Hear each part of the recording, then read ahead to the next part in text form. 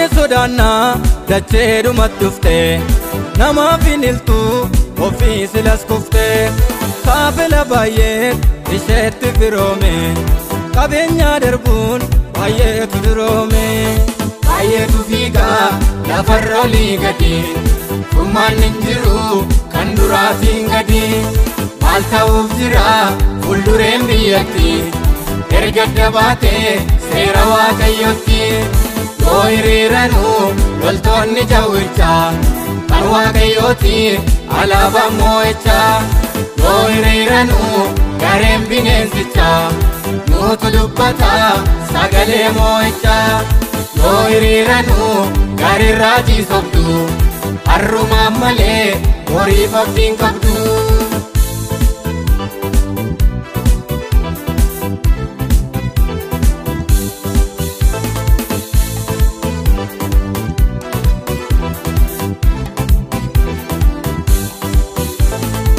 qalbeeffadhaa mallattoo baarichaa kan jedhu dhufaa ani masiichaa beekaa namoota baay'ee wallaalchisu yennaa jabaannee kunnuun nun naasisu.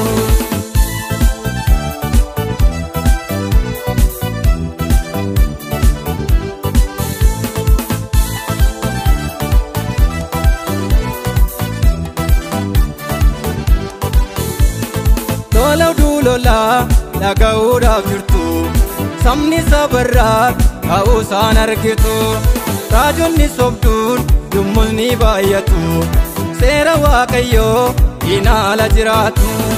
Baay'eetu fiigaa lafarra olii gadi dhummaan hin jiru kan duraatiin gadi maal ta'uuf jira fuuldureen biyyatti erga dabaatee seera waaqayyotti yoo hiriiranuu loltoonni jawwichaa kan waaqayyooti alaabaa moo'ichaa yoo hiriiranuu gareen bineensichaa nuutu dubbata sagalee moo'ichaa yoo hiriiranuu gareen raajii sobdu harrumaan malee horiif abdiin qabdu.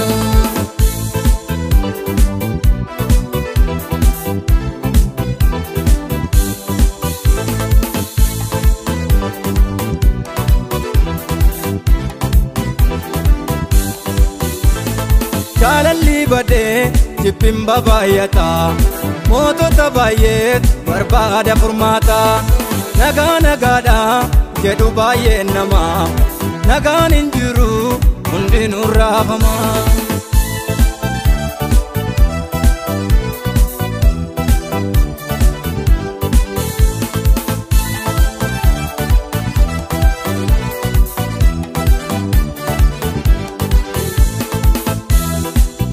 Wangeelaa utuu deddeetamu seerri waaqayyoos utuu jijjiiramu taasan argamu nagaan dachee kana nuyi garuu biyya abdannee tolbaana.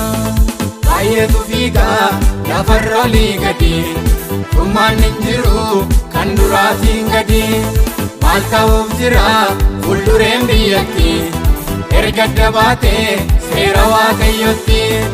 yoo hiriiranuu loltoonni jawwichaa kan waaqayyooti alaabaa moo'ichaa yoo hiriiranuu gareen bineensichaa nuutu dubbata sagalee moo'ichaa yoo hiriiranuu gareen raajii sobdu harrumaan malee horiif abdiin qabdu.